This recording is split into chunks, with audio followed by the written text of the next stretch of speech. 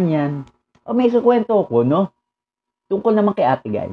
Alam niyo ba, nagsimula akong maging vlogger ng tungkol kay Ate Guy nung birthday niya nung isang taon. Nung May 20, nung May 21. Bago mag-birthday si Ate Guy, kumanta ako ng dalawang kanta niya. Yung True Picture, tsaka yung Sige na naman, bati na tayo. Ayan, adi. Tapos, ayun na. Ngayon na, ilang buwan na rin ako nag-vlog kay Ate Guy, no? Tapos, yung mga bilma niyan, kung ano sinasabi. Ako po, kung ano sinasabi nila, nakikipagbanga. Gusto nilang makipagbangayan sa akin. Gusto nilang makipag-away sa akin. Eh, ayoko pa naman nun. Yun ang pinaka-ayoko, yung diskusyon kung sino mas magaling, kung sino mas sikat. Alam mo, kung ikaw, Bilmanyan ka, kung saan ka masaya, doon ka. Ako, Noranyan ako eh. Masaya ako kay Ate Guy. No? Masaya na ako kay Ate Guy. Kung ikaw, kay Bilma ka, edi good for you. O, doon ka masaya.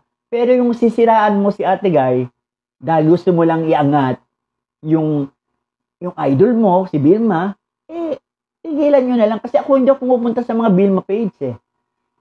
May makita man ako tungkol kay Bilma, binabasa ko. Pero hindi ako nagko-comment na masama tungkol kay Ate B. Pero itong mga Bilmanya na pumapasok sa akin, kung ano-ano sinasabi tungkol kay Ate Guy, kay Laos na, Bakya, Baduy, Negra, Pangit, Adik, nakulong, naghihirap, Diyos ko, kung ano-ano sinasabi ng mga Bilmanya. Tapos yung mga Facebook profile naman nila, walang ka-post-post. Hindi mo alam kung original kung totoong profile yung sinasabi nila. Kung totoong profile yun, no? Kaya, ang ginagawa ko na lang na hindi ko na lang sila napansin. Yung iba naman, bila-block ko na lang. Ang gara nila. Kasi ang respeto ka kay Ate B, no? Bakit ko pa sisiraan si Ate B? Si Ate B, ano naman yun? Talaga namang rin yun. Great actress din yun. Icon din yun. Icon ng pelikulang Pilipino din yun.